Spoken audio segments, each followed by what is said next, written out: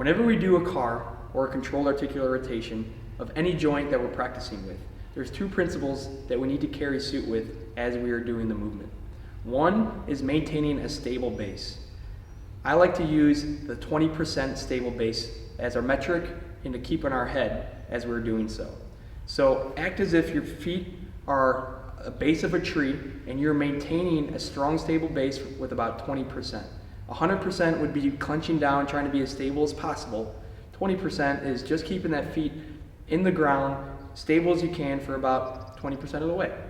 Second principle is whenever we're moving the joint in space, we want to act as if we're moving through 30% denser than air. So for the shoulder example, if I had negative density in the air, I would just whip around. 30% density is just a little bit thicker than air, where it feels like I'm going against a little bit of resistance. So let's keep these two principles in mind and apply it to any joint as we move through.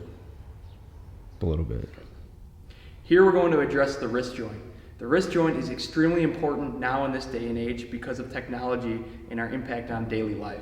Whether you're someone who's bound at a computer or someone that's spending a lot of time on the phone, our wrist is stuck in a range of motion that's in one part throughout the entire day, and we're not expressing the entire joint on a daily habit. So CARS is here to help us do so. We're going to have Blake grab his right wrist at the forearm, so the forearm does not move, only the wrist moves in this aspect. I always give the example of if I put my phone on your forearm, as you move the wrist, my phone should not fall. So I'm going to keep it here during the demo. Blake's holding his wrist, and what we're going to start with is an inward pull of the wrist.